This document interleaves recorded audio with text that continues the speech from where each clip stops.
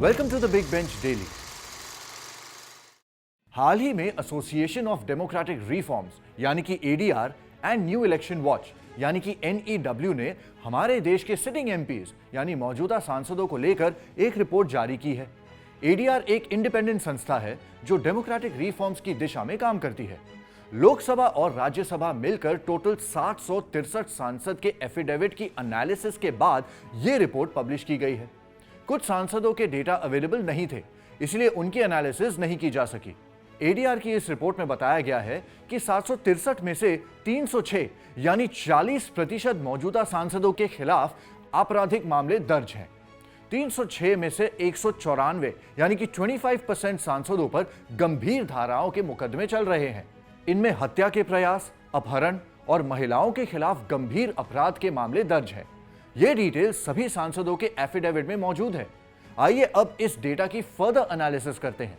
ADR की published report में data के आधार पर जो इंफॉर्मेशन मिली है उसमें बीजेपी के 385 में से 139 यानी कि 36%, कांग्रेस के 81 में से 43 यानी कि 53%, तृणमूल के 36 में से 14 यानी कि 39%, आरजेडी के 6 में से 5 यानी कि 83%, सीपीआई-एम के 8 में से 6 यानी कि 75%, आम आदमी पार्टी के 11 में से 3 यानी कि 27%, वाईएसआर के 31 में से 13 यानी कि 42% और एनसीपी के 8 में से 3 यानी कि 38% सांसदों ने अपने ऊपर आपराधिक केस होने की बात स्वीकार की है।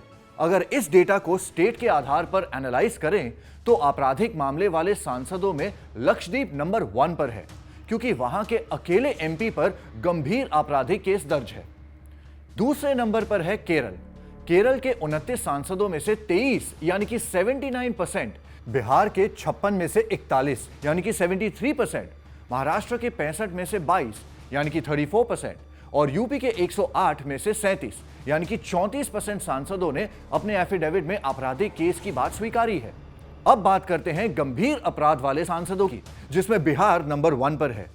बिहार के 56 सांसदों में से 28 यानी कि 50%, तेलंगाना के 24 में से 9 यानी कि 38%, केरल के 29 में से 10 यानी कि 34%, महाराष्ट्र के 65 में से 22 यानी कि 34% और यूपी के 108 में से 37 यानी कि 34% पर गंभीर आपराधिक मामले दर्ज हैं।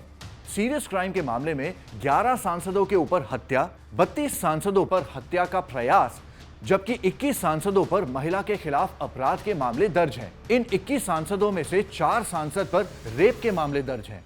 इसके अलावा इस रिपोर्ट में सांसदों की संपत्ति का खुलासा भी किया गया है। इसके अनुसार प्रति सांसद हाईएस्ट एवरेज इनकम वाला राज्य है तेलंगाना। यहाँ के सांसदों की औसत संपत्ति 262.26 करोड़ रुपीस की है। इसके बाद आंध्र प्रदेश के सांसदों की औसत संपत्ति 150.76 करोड़ रुपीस है। तीसरे नंबर पर पंजाब है और यहाँ के सांसदों की एवरेज इनकम 88.94 करोड़ रुपीस है।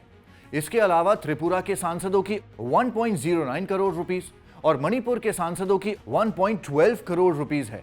सांसदों की सबसे कम औसत संपत्ति वाला राज्य लक्षद्वीप है, जहां सांसदों की औसत इनकम 9.38 लाख रुपीस है।